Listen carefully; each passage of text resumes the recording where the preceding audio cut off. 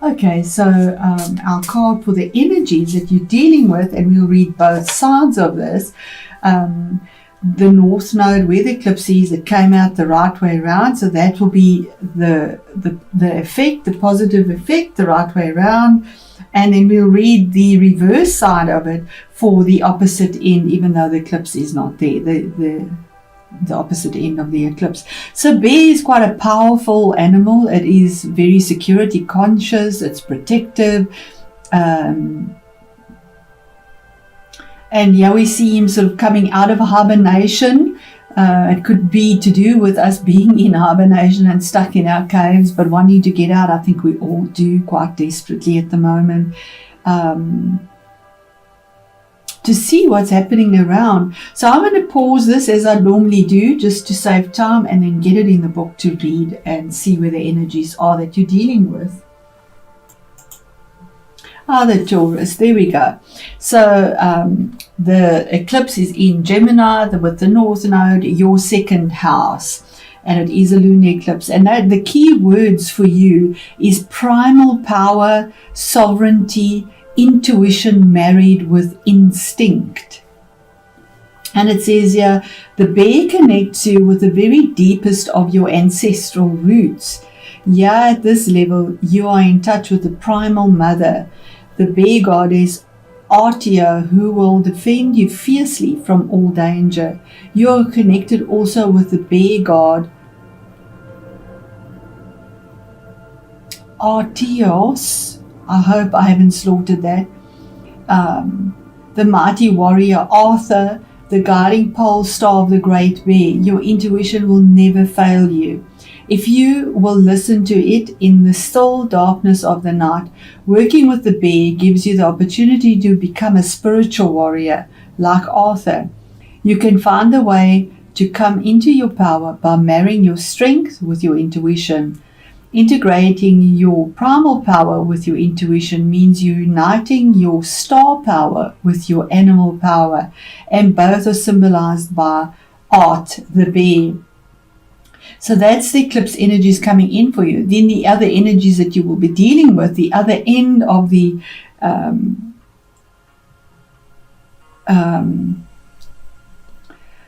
nodes, we have the North Node and the South Node, which is in Sagittarius, is the reverse meaning of this card. And this is a clear warning that you must not take, so this will be for the 8th house, because the right sideway is for the 2nd house. The 8th house this is a clear warning that you must take care not to be overwhelmed by the ferocious mother, by the berserk warrior, by forces of anger and primal ferocity that, untempered with the human qualities of compassion and reason, can damage not only your own life, but those of others around you. Art brings a strong presence and great reserves of power, and with perseverance you'll be able to integrate your spiritual, intuitive qualities with your primal, instinctual qualities. Isn't that beautiful? Especially with the 8th house, and the warning not to be overwhelmed by that ferocious mother, that, in other words, all the things that are happening to us, possibly COVID, whatever is happening, and wanting to protect what we believe in. So thank you for that, Spirit. Let's go into your reading and see how that resonates for you. Okay, so we'll start off with the Hierophant, which we explained. You could be dealing possibly with another Taurus or with a Leo, that's a possibility, or maybe even an air sign or a water sign. You have all those energies in here, so right across the zodiac. But here's basis of change, something that is solid, something that is fixed. You might want to change your belief system, because he deals with religion as well, on an emotional level.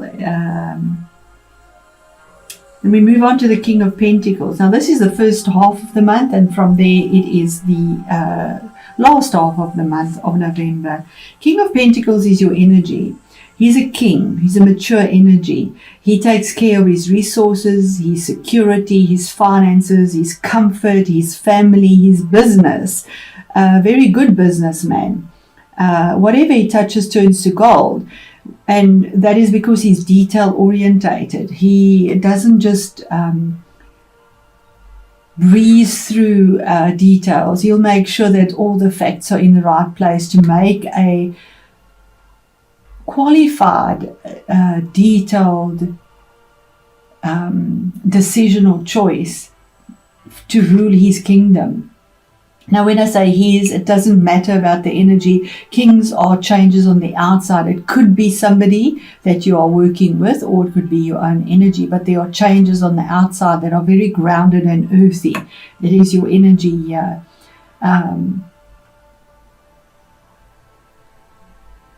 It could be about investment as well. That could be a possibility as well, because Pentacles is about finances. He's looking towards the future.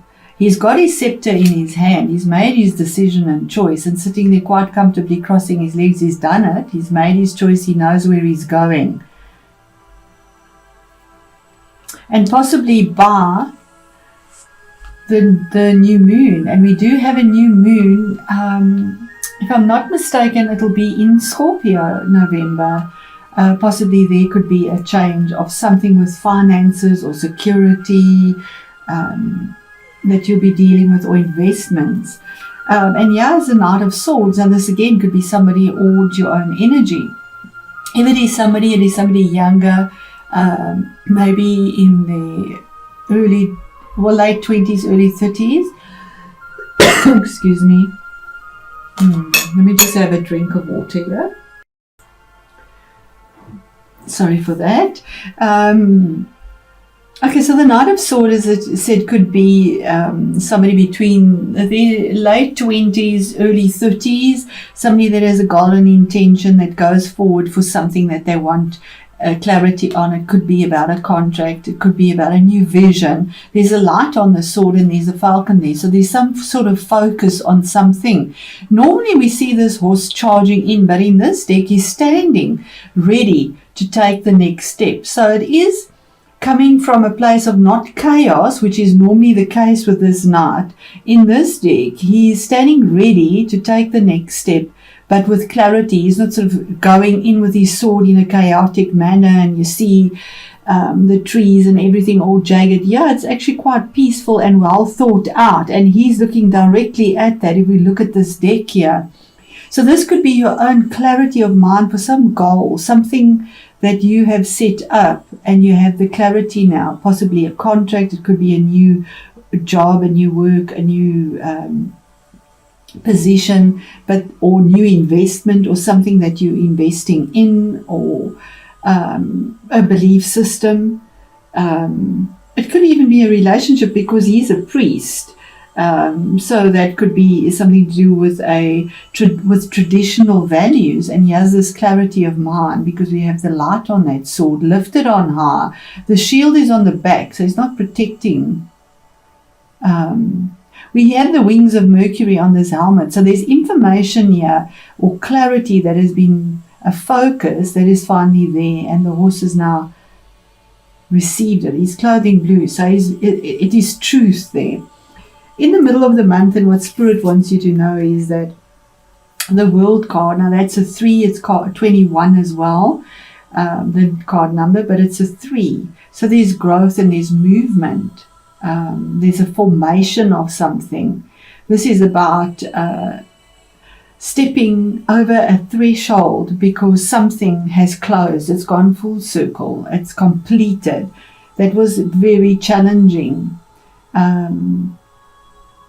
That possibly dealt with the past, but it's final, and you the victor. This is victory over something, and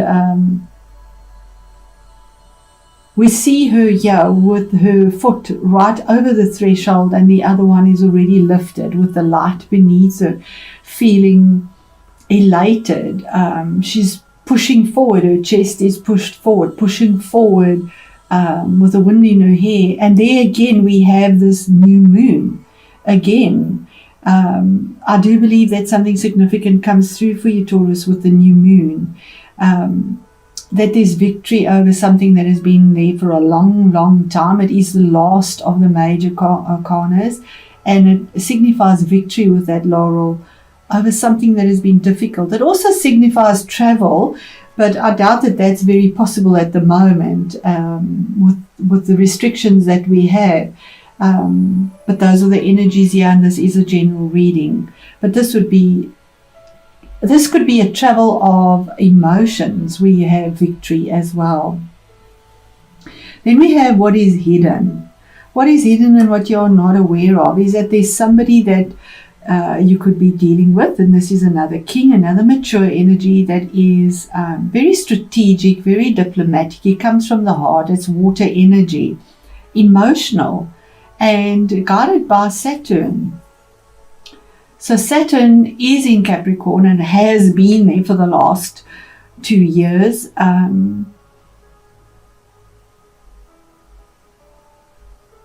And I just want to see where that falls for you. Hold on. Yes, Taurus, it is what absolutely got a field for you.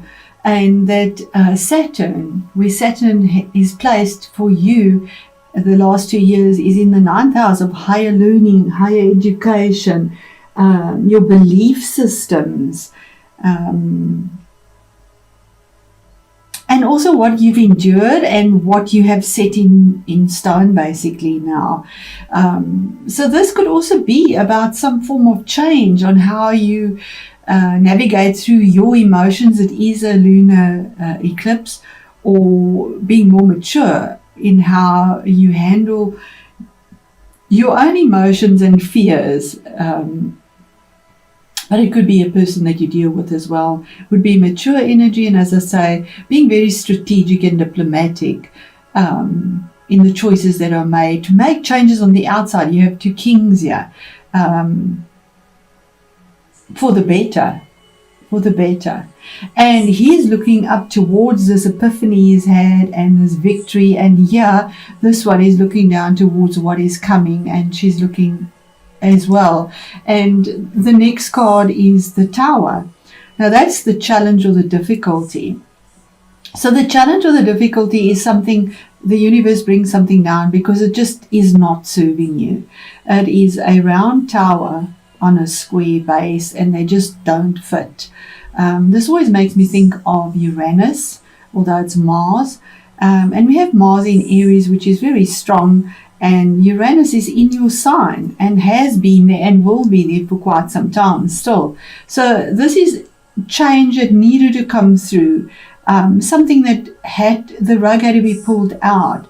It can be sudden and can be traumatic, but it's always for our improvement.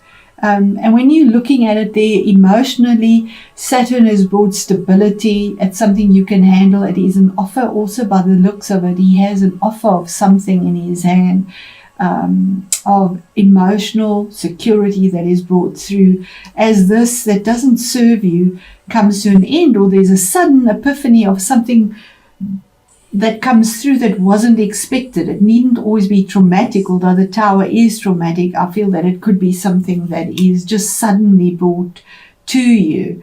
And then we have the Strength card. Now the Strength is having, and she's looking at this, he's looking, so emotionally strong. He has the strength to have the conviction to stick to whatever it is that you need to do. And strength is all about having the courage from within, listening to your intuitive guidance, that gut feeling, and not just losing hope or faith and sort of going off and being fearful for the things that you feel threatened by, the beast or the lion are the things that you are afraid of. Because the things you're afraid of, if you come across with grace and with patience and with understanding and intuition, that gentleness and love allows you to tame those beasts that you are carrying or fighting, or that you see is so significant in your face, and takes you through. In fact, he becomes your friend as you're growing the strength. You have the strength and the courage to do it as well. This card number 8. 8 is a significantly strong number. It's a power number. The Tower is 16, which is 7. So it's a choice, a sacred choice that is made between emotions and the strength and courage to do what you need to do, because you have your epiphany here. This is such an exciting reading, so positive. So positive. It could have something to do with your home as well. It could be, it could relate to the weather. The Tower for me often comes up with home. Maybe you have an epiphany about home, something there that you need to have the strength to fix. It could do with water, because we have a storm and he has water there as well. And we do have quite crazy weather out there at the moment. So it could possibly be something like that as well. Because traditional values, it also deals with your property, your second house, but it is lunar, so the emotions around that. So Spirit, what is the a further clarity please on the Hierophant for, there we go, information that is, it could be about a career or a new relationship, because it's fire, it's wands. The Princess of Wands is information that comes through that's very pleasant and warm, and it deals with fire, and fire reaches up all the time. There is no boundary. You could be dealing as well with a new relationship that comes through, that's set now. Investments would definitely come through as well, well-made investments, but it also could be dealing with children, maybe christening, baptism, anything like that. But it's very pleasant energy and news that comes through. Then we have now the King of Swords, from the Knight of Swords to mature energy. He's all about knowing where he wants to go. He's been sitting, contemplating. We see him holding his chin there, about something that he desperately wants clarity on in truth. And the same thing there, the blue clothing. Both these decks are so similar. But yeah, he's mature. Yeah, he got the idea. He received the epiphany. He had his focus on there, and here he's rock solid. He's sitting on a rock in his truth. He's got his sword in his hand, sword of truth, to make a decision, possibly around contracts, investments, marriage, could be dealing with a legal situation as well. That could be a possibility as well, because he is a man that would be maybe in authority somewhere, dealing with authority as well. And when I say he again, I won't even go into that. It is change on the outside that is brought through intellect and absolute clarity about where you're going. And he's ready to get up. I mean, his one foot is off the floor already. He's not relaxed. He's ready to get up and do what he needs to do. And the Tower. What is the Tower about? So this could be somebody in your life, or it could be your own energies, that you have this mature decision, clarity, whether you're male or female, that you make the choice, and the choice affects your outside world and the way you live or the way you work. This could be definitely about marriage. Four of Wands is or your home, the Tower. The Four of Wands deals with houses, about moving, renovating, marriage, something that's committed. We have the four pillars now. You have something that is grounded, but it's committed. There's a commitment here. And it deals with families, home, the magic in the center. Yeah, we have the square with the round in the center that comes apart, and here we have the four corners with the round in the center, bringing magic that comes through. And your strength card, Spirit. What is the strength card? I know this is long, Taurus, but it is an eclipse reading, so it will always be a little bit longer. Strength is something that comes to an abrupt end, that you might feel a little bit betrayed about, or it was unexpected, or it was very difficult, or there was extreme conflict in this. It could have been a legal thing. It could also be health, maybe surgery. But this is almost the feeling of you were left out to die. You know, I mean, like the last sword was cast and you felt quite isolated and left, alone to fend for yourself. But the 10 is always about the culmination, the ending of something. The last sword is cast, as I say. There is no more that can be done. It is done, it is dusted, it is finished. And it had to come to an end so that something new can come through as well. So 2 difficult energies, but you have the strength and courage to get through this because you are mature in your emotions. You have clarity of mind, and there is a victory here promised to you. So what a beautiful reading, Taurus.